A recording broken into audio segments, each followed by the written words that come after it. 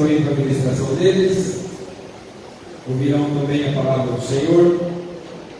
E você quer aqui ficar?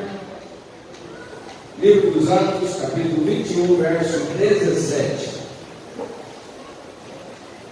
O livro dos Atos, capítulo 21, verso 17.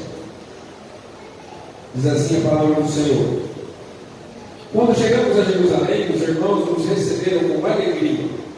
No dia seguinte, Paulo foi conosco conversa com Tiago, e todos os presbíteros se reuniram. E tendo-os saudado, contou em detalhes o que Deus tinha feito entre os gentios por seu ministério. Ouvindo isso, eles deram glória a Deus e lhe disseram: Você percebe, irmão, que há milhares de judeus que creram, e todos são zelosos da lei. Eles foram informados de que você ensina todos os judeus entre os gentios a apostatarem de Moisés, dizendo-lhes que não devem ser considerados filhos, nem andar segundo os costumes da lei. Que faremos então? Certamente saberão que você já chegou. Faça, portanto, o que vamos dizer. Estão entre nós 4 homens que voluntariamente fizeram um voto. Leve esses homens, participe da cerimônia de purificação com eles e pague a despesa deles, para que rapem a cabeça. Assim todos saberão que não procede a informação e receberam a respeito de você, e que, pelo contrário, você mesmo vive de conformidade com a lei. Quanto aos gentios que creram, já lhes transmitimos decisões para que se abstenham das coisas sacrificadas a ídolos, do sangue, da carne de animais sufocados e da imoralidade sexual. Então Paulo levou aqueles homens no dia seguinte, tendo se purificado com eles, entrou no templo, acertando o cumprimento dos dias da purificação, até que se fizesse a oferta em favor de cada um deles.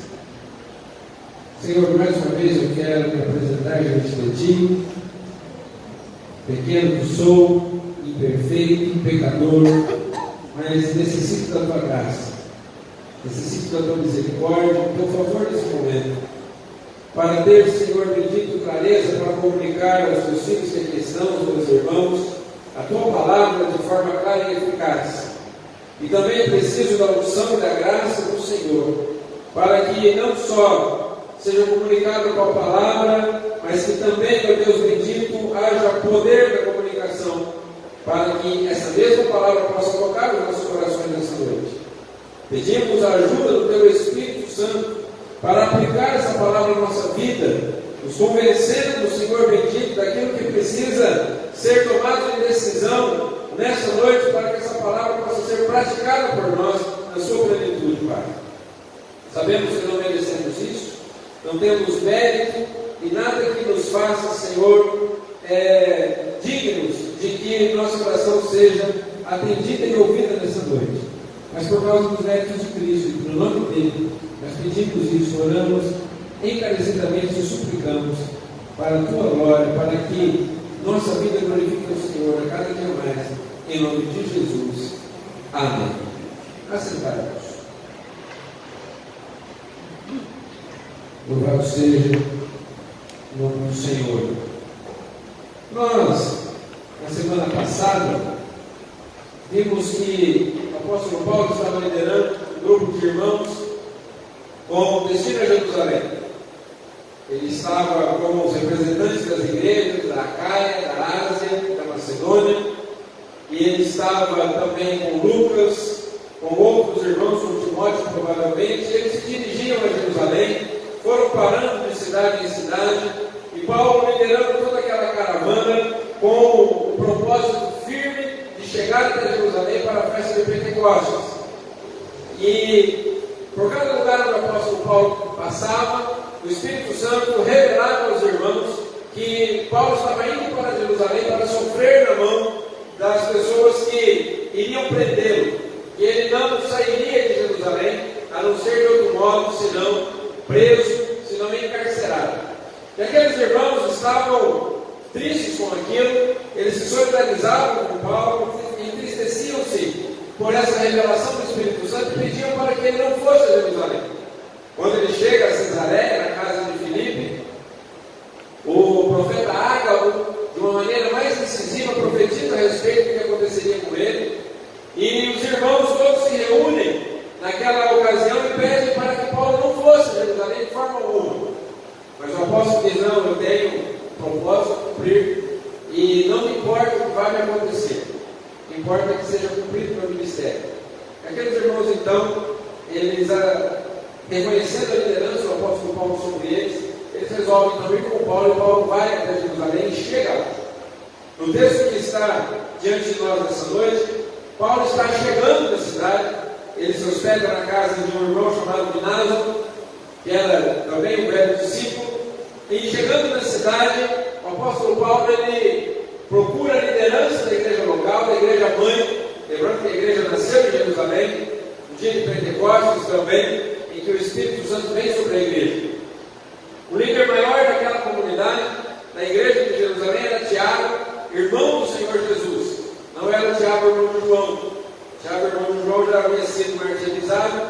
E quem assume a liderança da igreja de Jerusalém é o Tiago, irmão de Jesus, também chamado de Tiago Maior.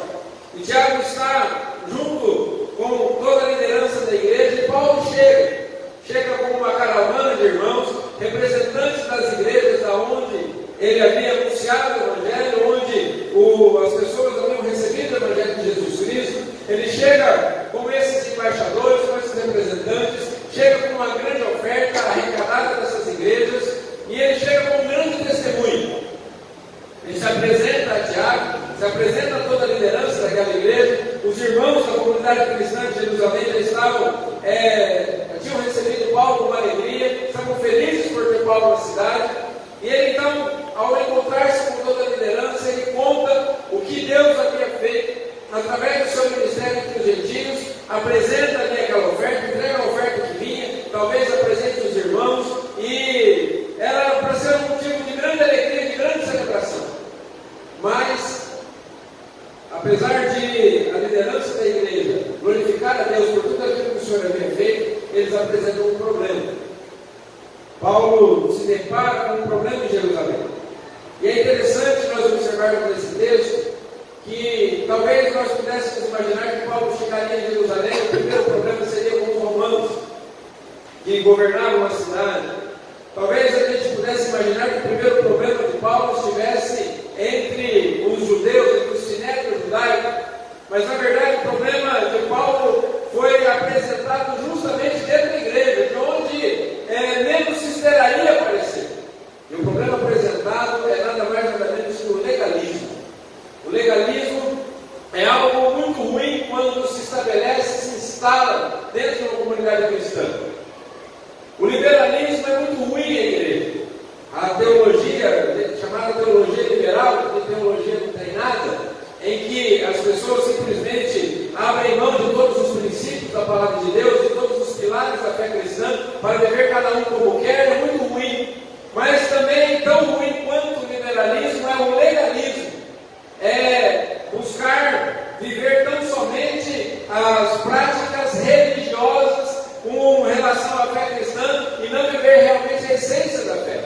E o problema que Paulo enfrenta, que Paulo encontra logo de cara ao chegar em Jerusalém, é o legalismo. Muitos judeus que haviam se convertido à fé cristã insistiam em não abandonar ou em praticar as práticas do judaísmo como se isso fosse essencial ou indispensável para a salvação em Cristo.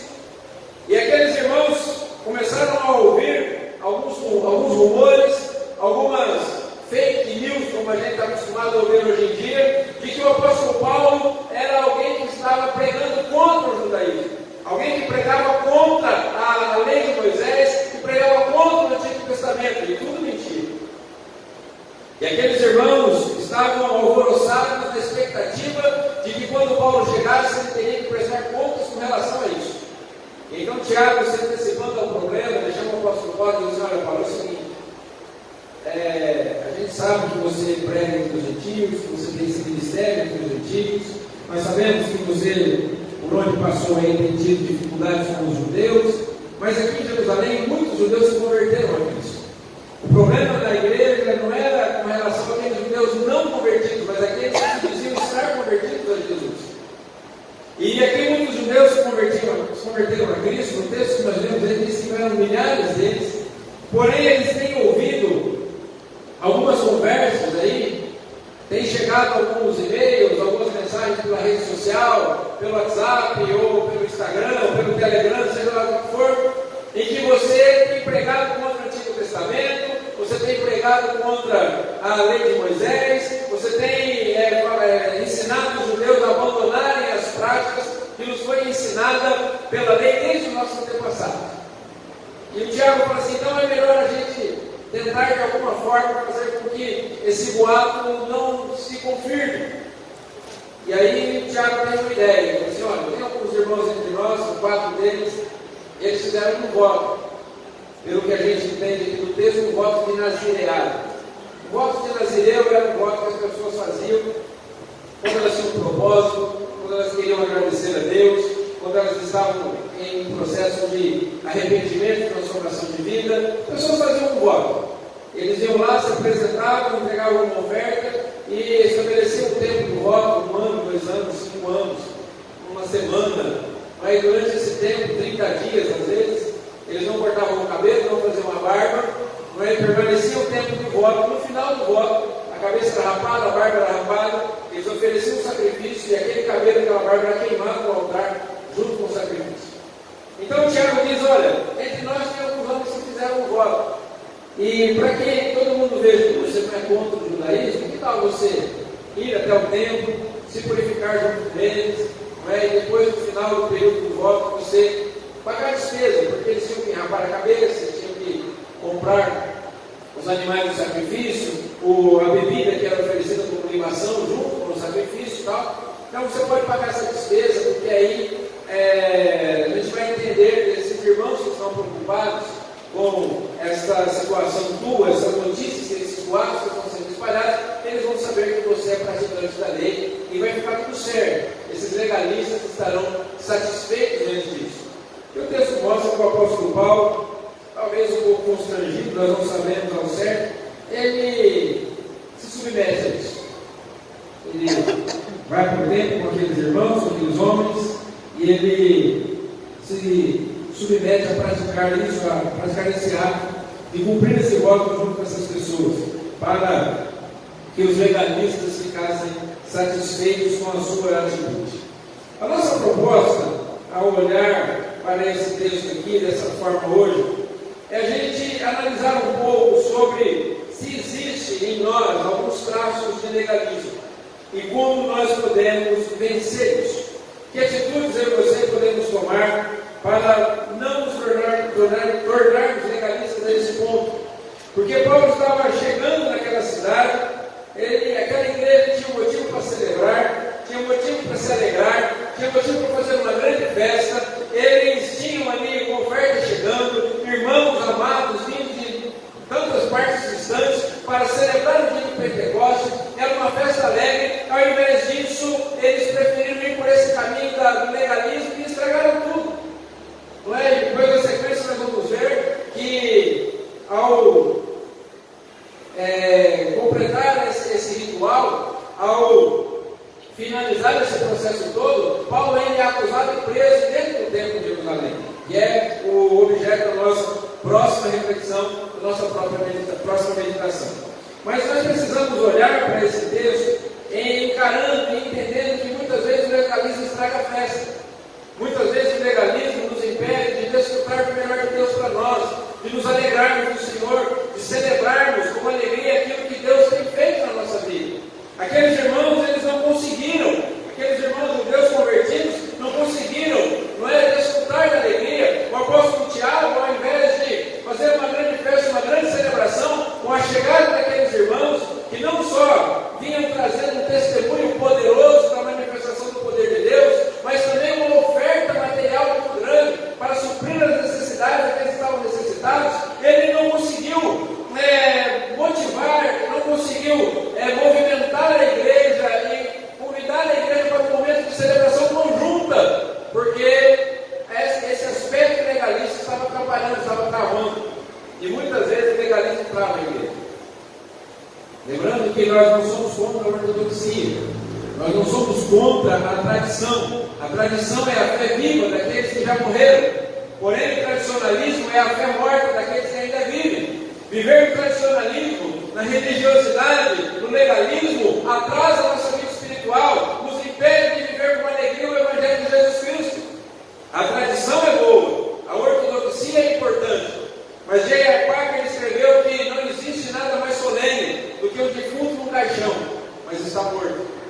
Jesus, ele escreve uma carta a uma das igrejas da Ásia Menor, a igreja de Sardes, e diz que aquela igreja tinha fama de estar viva, mas estava morta. Tinha gente lá, tinha culto, tinha programação, tinha estrutura, tinha toda a organização, mas não tinha vida.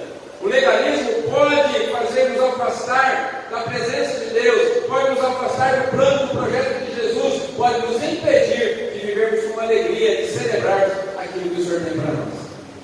E esse texto vai trazer para a gente algumas lições sobre algumas atitudes que nós podemos ter se quisermos vencer o legalismo. E para vencer o legalismo, a primeira lição que nós podemos tirar desse texto é que nós precisamos desenvolver o sentimento de gratidão.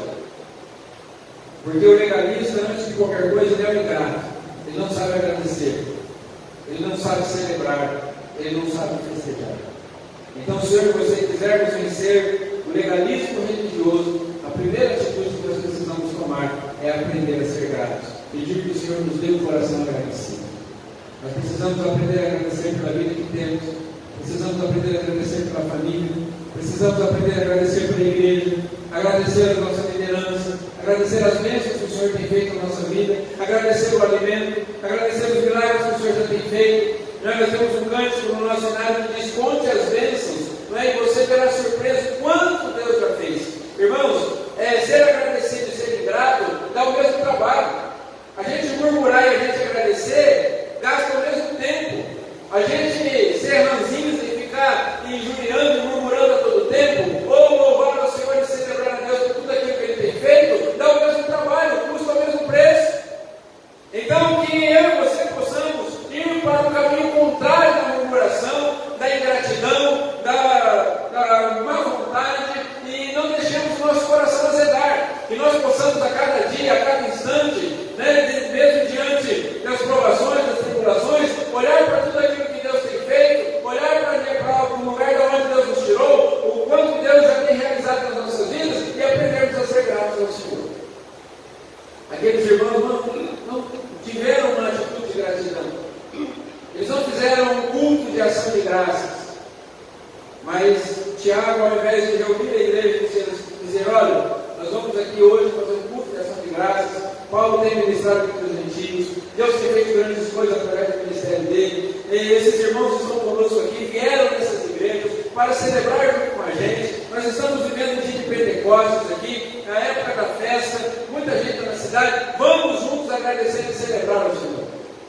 Se tivessem problemas a serem resolvidos, se tivessem coisas a serem esclarecidas, essas coisas deveriam estar pormenorizadas, deveriam estar atrás de sua prioridade do que a gratidão. A gratidão precisa vir em primeiro lugar. Amém? Eu e você aprendamos a ser gratos ao Senhor. Agradecidos de tudo. Agradecidos pela igreja. Agradecidos pelos irmãos, pelas irmãs. Agradecidos até pelos problemas, às vezes. Porque eles vão nos ensinar coisas novas. Vão nos ajudar a crescer na graça e na misericórdia do Senhor. Uma igreja, uma comunidade, um cristão que não quer ser legalista precisa aprender a praticar a gratidão. Segunda atitude que eu e você precisamos tomar, se nós quisermos eliminar da nossa vida qualquer traço de legalismo, é a sinceridade. Porque a única maneira de refutar acusações injustas é ser sincero.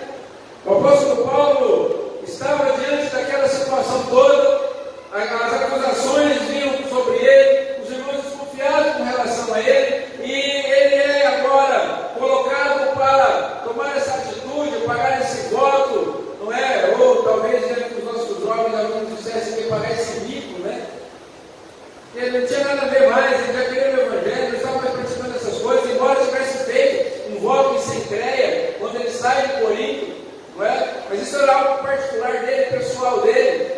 Agora se submete a essa humilhação pública, a esse ato público, simplesmente para satisfazer pessoas que muitas vezes ele nem conhecia, talvez a gente nem sabia quem era. Talvez o apóstolo Paulo pudesse ter sido mais sincero, meus irmãos, e reunido eles assim: vamos conversar, vamos acertar essa situação. Olha, quem é que está falando que eu tenho vivido pregando contra os Deus contra a fé judaica. Não é? Aquele momento em que Paulo é impelido, constrangido a tomar aquela atitude, eu e você, olhando para esse texto, ficamos assim, mas por que ele se submete a uma situação tão complicada e tão desnecessária? Eu e você, se nós quisermos vencermos o legalismo, nós precisamos praticar a sinceridade, sermos sinceros uns com os outros, sermos francos uns com os outros, conversarmos de forma franca, aberta, sem meias palavras, sem segundas intenções, sem coisas que estejam nos bastidores da nossa vida. O apóstolo Paulo aqui, ele é constrangido, e Tiago fala assim, olha, tem pessoas aí que há milhares que creram, mas são zelosos da lei, e eles estão informados que você ensina entre os judeus entre os gentios a apostatarem de Moisés. Então, aquela situação não estava bem explicada. E o legalismo ele faz isso, ele não se preocupa com a verdade. O legalismo não está preocupado com a sinceridade, ele está preocupado apenas de que os rituais sejam cumpridos. Não importa se isso tem a ver com a verdade ou com o coração de cada um. Mas o Evangelho nos ensina que nós precisamos abrir mão de toda a falsidade, abrir mão de toda a religiosidade, de toda a casca, de toda a falsa aparência de piedade. A igreja muitas vezes vive doente porque as pessoas elas vivem uma vida aparente e uma outra vida paralela. Com os lábios glorificam a Deus, mas o coração está longe do Senhor.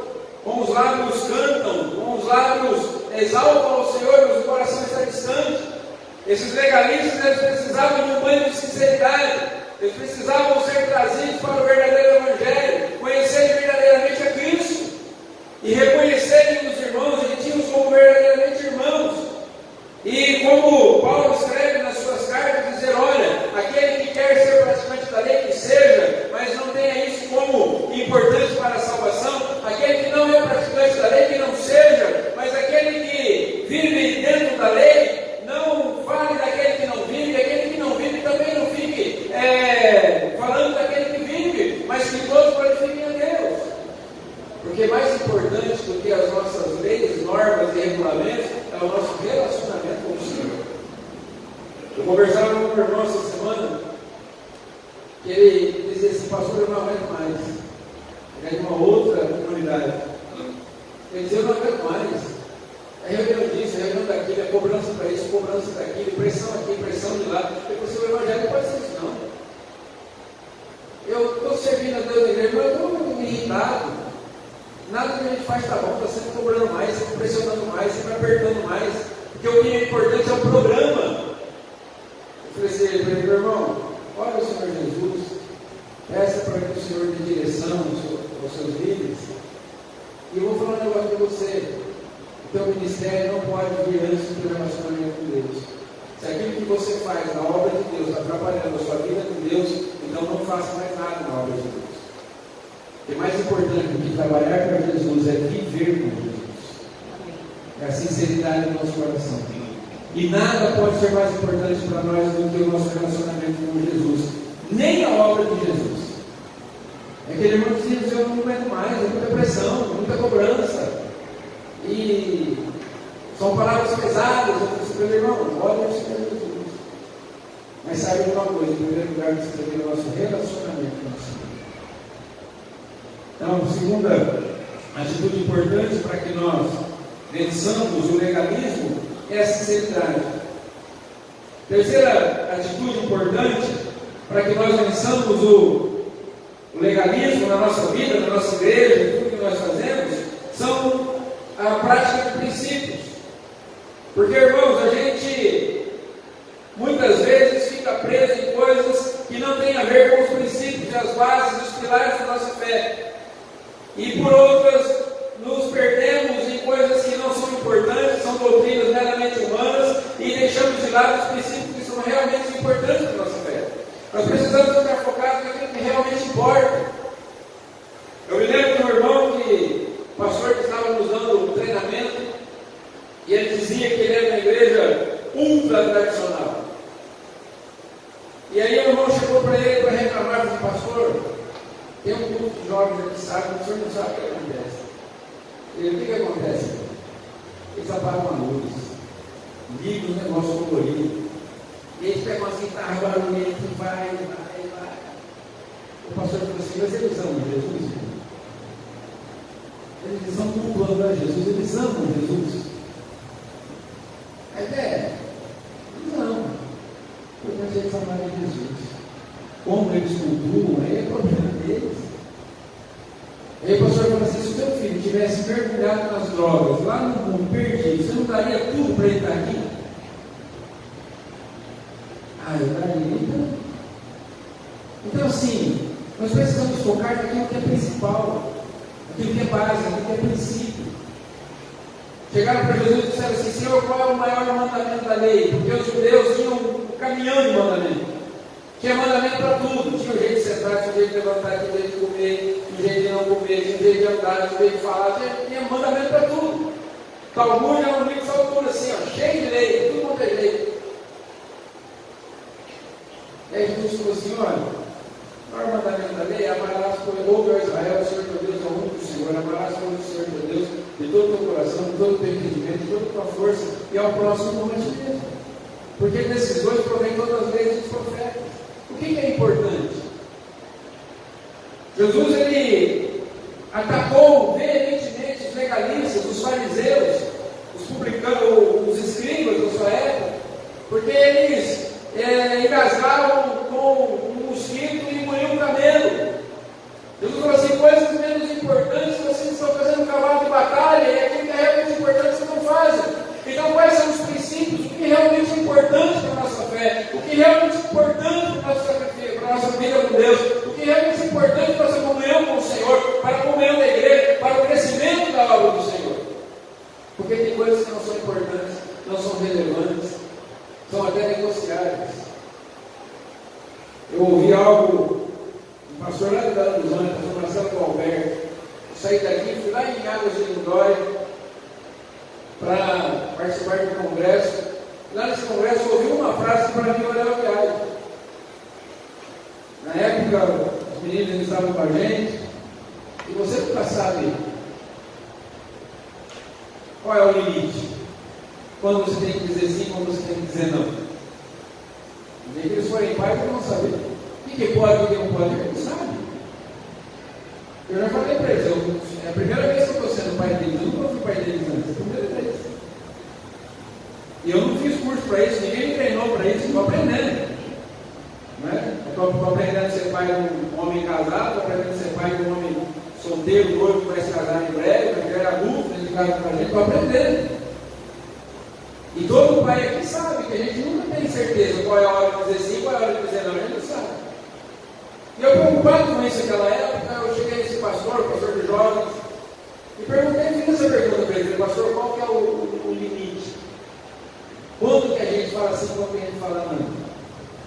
E a frase que ele me disse, sim, foi extraordinária, ele falou assim, negocie o que é negociável, seja firme naquilo que não pode ser negociado. Sim. Porque 95% das nossas brigas é por coisas que podem ser negociadas. Hora de chegar, vamos negociar. O que eu posso, o que eu não posso fazer? Vamos negociar. Isso pode, isso não pode, negocie. Porque quando o princípio for básico, isso não puder ser negociado, aí é sim mesmo ou é não mesmo. Mas o legalismo faz a gente dar importância a coisas que não tem importância. Brigar por coisas que não vale a pena. No casamento, quando o casamento vai ser muito legalista, a gente começa a ficar cobrando, e começa a ficar exigindo. Na igreja, coisas que não fazem importância, não faz sentido, e a igreja fica travada, não vai por causa de detalhes que não fazem a menor importância. O que é importante para a nossa fé? Quais são os princípios da nossa fé? Temos que amar a Deus acima de todas as coisas, temos que amar os irmãos como a nós mesmos, temos que levar o Evangelho de Cristo, temos que fazer discípulos. Porque Jesus mandou a gente fazer, pregar o Evangelho a toda criatura. Isso são princípios básicos, inegociáveis e indispensáveis. O resto é coisa que a gente busca. Vamos tomar cuidado para que a gente não deixe a nossa fé engessada, enrijecida, por causa de coisas que não têm a ver com os princípios da fé cristã, com os princípios da palavra de Deus. Quando a gente olha para a Bíblia, a gente vê cada dia mais a gente fazendo coisas que Deus não mandou fazer e não fazendo aquilo que Deus mandou fazer. Minha esposa começou a assistir The Chosen essa semana. Ela falou assim: gente, Jesus era aquilo lá. A gente mudou tudo, está tudo diferente. Aí você vê Jesus convivendo com os discípulos, um mais doido que o outro. Mas é uma vida simples, igual aquilo que a gente vive. Nós precisamos saber dar valor naquilo que realmente são princípios e naquilo que não faz sentido no meu programa. E a segunda, e a última, aliás, quarta lição, quarta atitude que nós podemos ter em relação ao legalismo, para que tiremos alguns traços legalistas ainda da nossa vida, é o sentido, o senso de utilidade. Tem um pouco a ver com aquilo que a gente já falou, mas agora vamos tratar desse tema propriamente dito. Por que perdemos tanto tempo e recursos com coisas e práticas desnecessárias? Tiago falou assim: Paulo, pega esses 4 irmãos, vai lá para a igreja com eles, combina com eles lá para rapar a cabeça, que vai ser feito, cumpre os dias da purificação, depois paga a despesa do sacrifício deles, para que os irmãos saibam que você realmente está praticando a lei. Talvez a melhor resposta do Paulo é assim: para que eu vou gastar dinheiro com isso e tempo? Para que isso tudo? Só porque os outros estão achando que eu não cumpro a lei, que eu estou pisando na lei, que eu estou descumprindo a lei, que eu estou falando mal da lei. E aí a gente olha para isso e fala assim: quanto tempo a gente gasta com coisas que não precisa? E às vezes quanto recurso é desperdiçado com coisas que não valem a pena. O legalismo faz isso, ele começa a inventar coisas, começa a inventar práticas desnecessárias, coisas sem utilidade alguma. Irmãos, nós estamos às vezes perdendo tempo e recurso com coisas que não fazem o reino de Deus avançar, enquanto tem gente morrendo no inferno, enquanto tem jovens nas drogas, enquanto tem meninas sendo abusadas, enquanto tem gente na prostituição, enquanto tem casamento terminando, enquanto tem um monte de gente precisando ouvir o Evangelho, a gente está perdendo tempo e dinheiro em coisas que não valem a pena.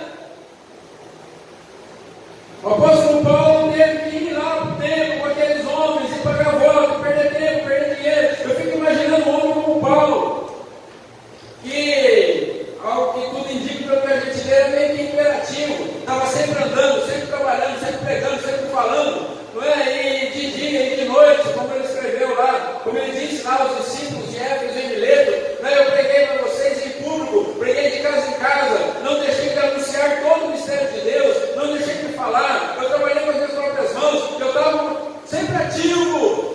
E daí você pega o nome mesmo assim: Paulo, para que os outros falem mal de você, vai dar um tempo lá, gasta tempo e dinheiro com um negócio que faz sentido e não precisa. Fique imaginando a situação daquele homem. Eu e você, irmãos, precisamos parar de gastar tempo e dinheiro com coisas inúteis. A Bíblia diz que nós precisamos viver o tempo que os dias são maus. Nós precisamos ser cristãos de fato, com todo o nosso fervor, com toda a nossa alegria, com toda a nossa alma. Nós precisamos, irmãos, de sermos gratos, sinceros, lutarmos por aquilo que realmente é importante, sem ficar perdendo tempo com coisas inúteis e gastarmos o nosso tempo com coisas que realmente valem a pena e não com coisas desnecessárias. Porque se nós avaliarmos hoje nosso trabalho, como nós temos trabalhado no reino de Deus, talvez, tomara que não, mas talvez, nós podemos chegar à conclusão que a gente está fazendo muita coisa desnecessária, gastando tempo e dinheiro com isso, enquanto a obra de Deus está por ser feita. Chambliss escreveu assim: os legalistas judeus em Jerusalém eram suficientemente covardes para temer novas verdades. Eles eram suficientemente preguiçosos para aceitar meias verdades. Eram suficientemente arrogantes para pensarem que sabiam toda a verdade. E dessa atitude Só o Senhor pode nos livrar. Irmãos, que hoje não seja o dia, que não seja o caso de que a gente esteja acovardado e com os ouvidos tapados para não ouvirmos novas verdades. A gente vê Estevão, no livro de Atos, Estevão está pregando o Evangelho, falando do poder de Deus, falando de Jesus, e os religiosos tapam os ouvidos e começam a gritar para não ouvir. Isso era uma covardia deles, eles tinham medo da verdade, eles não queriam ouvir a verdade, eles eram legalistas a tal ponto que eles precisavam tapar os seus ouvidos, porque eles tinham medo de que a verdade transformasse o coração deles, tinham medo de ter que abandonar práticas nas quais eles confiavam.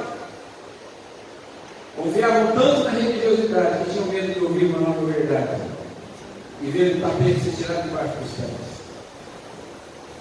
Porque o que o Evangelho faz, irmãos, é tirar o tapete debaixo dos nossos pés, tirar a nossa confiança. Porque o Evangelho ele olha para a gente e fala: vocês confiam na sua religião? Não esquece. Religião não pode salvar ninguém. Você confia na sua santidade, na sua justiça? Esquece. Santidade própria não salva ninguém. Você confia na sua sabedoria, no seu conhecimento? Esquece. Isso aí não leva ninguém para lugar algum. Quer ser salvo? Confie em Jesus. Solte o cabo da dama e deixe que o Senhor te levar para onde ele vai. Navegue com fé em Jesus. Deixe que o Senhor o carregue. Jesus disse assim para Nicodemos: Nicodemos, o vento sopra onde quer, e você ouve a sua voz, mas você não sabe para onde ele vem nem para onde ele vai. Assim é todo aquele que é nascido do Espírito. Os legalistas eram covardes, porque tinham medo de novas verdades. Eram preguiçosos, porque aquilo que eles ouviram, eles aceitaram como verdade absoluta, e não procuraram saber se realmente era aquilo mesmo. Irmãos, nós não podemos ter preguiça de conhecer o Evangelho, não podemos ter preguiça de conhecer a Deus, não podemos ter preguiça de entender quem é Deus de fato. Nós precisamos deixar as meias verdades de lado e viver andando com Jesus, porque Ele é a verdade. Aleluia. Não podemos ser arrogantes, achando que sabemos tudo. Aqueles homens eram suficientemente arrogantes, porque pensavam que sabiam toda a verdade e não conheciam a verdade. Tinham abraçado a fé. Irmãos, é muito triste a gente ver que nós estamos falando aqui de crentes. Não era de incrédulos, não era de pagãos, não era nem de judeus, era dos crentes. Pessoas que tinham professado a fé em Jesus, que tinham sido batizadas no nome de Jesus. Talvez até tinham recebido o Espírito Santo. Mas ao invés de conhecer verdadeiramente a Cristo, estavam arrumando confusão, deixando a religião trazer de volta toda aquela escravidão. Se isso tem acontecido na nossa vida, irmão, só o Senhor pode nos livrar. Ao invés de ser recebido com festa, e junto com a sua caravana ser celebrada pela igreja mãe, Paulo é obrigado a enfrentar um constrangimento religioso diante de todo o povo, de toda aquela cidade. Um homem que deveria ter sido recebido como um herói de guerra em Jerusalém é constrangido diante de todo o povo.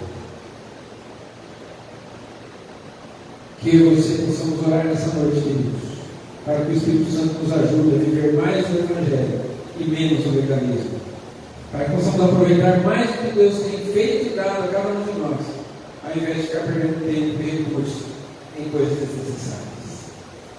E eu termino aqui deixando dois desafios. O primeiro é para aqueles que ainda não entregaram a vida a Jesus. Você está nos acompanhando à distância e não entregou sua vida a Cristo ainda. Ou se você vai ouvir essa mensagem algum dia e não entregou sua vida a Jesus, saiba que mesmo que você seja religioso, mesmo que você tenha praticado ou esteja praticando tudo aquilo que a religião ensina, se você não entregar sua vida a Cristo, você está perdido, está caminhando para o inferno e precisa de Jesus. Então, se você ainda não entregou a sua vida ao Senhor e confia nele como o único e suficiente Salvador, e se só Ele basta para que que você seja salvo. Se você acha que é a religião que salva, ou é aquilo que você faz que vai fazer você se tornar um salvo, arrependa-se disso, entregue sua vida a Jesus e dependa dele, porque a salvação só pode vir única e exclusivamente de Cristo. Entregue sua vida a Jesus, seja salvo e tenha certeza e esperança da vida eterna, não por causa dos seus méritos, mas por causa da graça de Cristo. E para aqueles que já entregaram sua vida a Jesus, a pergunta é: quais são os obstáculos legalistas que precisam ser removidos da nossa vida, para que possamos desfrutar plenamente do Senhor, do poder e na alegria do Espírito Santo em nós? Que barreiras estão no nosso coração hoje que precisam ser tiradas? Só o Senhor pode tirar. Eu quero orar nessa noite. Eu quero sinceramente olhar para o Senhor e falar: Senhor, o que precisa ser tirado do meu coração hoje? Que barreiras precisam ser removidas? Que entulhos precisam ser tirados? O que precisa ser feito na minha vida hoje, para que eu possa viver melhor o Evangelho? Eu quero te convidar a fazer a mesma oração comigo. Vamos ficar em pé, vamos orar. Aleluia. Feche seus olhos. Fale com Deus por um instante.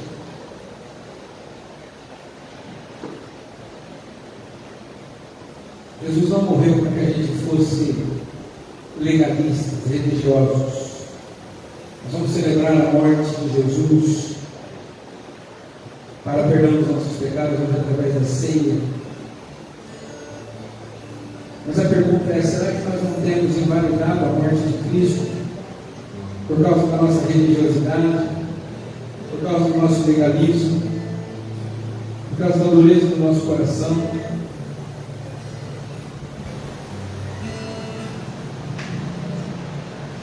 O que precisa ser tirado? Talvez nessa noite nós precisemos remover a ingratidão do nosso coração. Talvez hoje seja o dia de abandonarmos a hipocrisia e abraçarmos a sinceridade. Talvez hoje seja o dia em que eu e você precisemos voltar aos princípios da palavra de Deus. Talvez estejamos tão perdidos na religiosidade, das coisas que nós acostumamos fazer, costumamos a praticar, estamos no piloto automático e esquecemos os princípios. O amor ao Senhor, a devoção, a alegria de servir a Deus, o fervor, o poder do Espírito Santo nos nossos corações. Talvez hoje seja o dia em que nós tenhamos que abrir mão de coisas desnecessárias para praticar aquilo que realmente é útil no reino de Deus. Talvez você hoje esteja vivendo de forma absolutamente plena na presença do Senhor e não precise tirar nada de legalismo do seu coração. Aleluia por isso. Agradeço a Deus pela sua vida e peço que o Senhor te fortaleça para que você continue assim. Mas eu acho que ainda tem algo no meu coração que precisa ser tirado. Eu quero pedir graça ao Senhor nessa noite. Ó Deus, nós estamos diante de Ti, Pai, diante da Tua palavra, Senhor. E para nós a lição dessa noite é que o legalismo estragou a festa. Senhor, aquela igreja poderia ter feito uma festa linda para chegar no Paulo. Mas ao invés disso, Senhor, eles esconderam que Paulo tinha chegado. Paulo chega meio escondido na cidade. O apóstolo Tiago fala: Paulo, é melhor que você tome uma atitude, porque logo os irmãos vão saber que você chegou. E vai se instalar uma confusão ao invés de uma grande festa. Que triste ouvir isso, Senhor. Porque também muitas vezes nós deixamos de celebrar o Senhor por causa de coisas que não valem a pena, coisas pelas quais o Senhor já morreu para nos libertar delas, coisas que a ressurreição e a vida eterna nos mostram que não tem necessidade alguma e já não fazem mais sentido Por isso, Senhor, eu te peço nessa noite, Deus, que nos ajude a cada dia mais nos livrarmos do legalismo religioso para abraçarmos a fé. Senhor, se tiver alguém que ainda não entregou a vida ao Senhor, fazendo essa oração conosco nessa noite, Pai amado, receba essa pessoa, Pai Santo, nos seus braços de amor. Pai amado, justifique essa pessoa que porventura esteja confessando os seus pecados nessa noite, entregando a vida ao Senhor. Pai amado, receba essa pessoa, Deus. Que ela, Senhor, sinta o abraço que a religião não pode dar, que ela sinta a alegria que a religião não pode oferecer, que ela sinta, Pai amado, o gozo, a paz que excede todo entendimento que só o Senhor pode nos dar. Senhor, e aqueles que já abraçaram a fé cristã um dia, já entregaram a vida ao Senhor, já estabeleceram aliança através do batismo, mas, ó Deus, não tem conseguido viver a plenitude da graça, do amor, do poder do Espírito Santo, da comunhão com o Senhor. Ó Deus, renova nessa noite, Pai. Revela-nos a verdade sobre nós, ó Senhor, e ajuda-nos no poder do Espírito Santo. Ajuda-nos, ó Senhor, a enxergar toda a verdade. Ajuda-nos, ó Deus, a procurar a verdade. Ajuda-nos, ó Senhor, a confiar totalmente em Ti. Nós não sabemos tudo, Senhor. Na verdade, sabemos muito pouco. Ajuda-nos a conhecer-te, Pai. Não só de ouvir falar, mas que os nossos olhos te vejam. Em nome de Jesus e para a tua glória oramos. Pedimos isso ao Senhor e te agradecemos. Amém. Glória a Jesus. Aqueles que vão participar da ceia, permaneçam em pé. Se alguém não vai participar, pode sentar-se, mas continue a oração.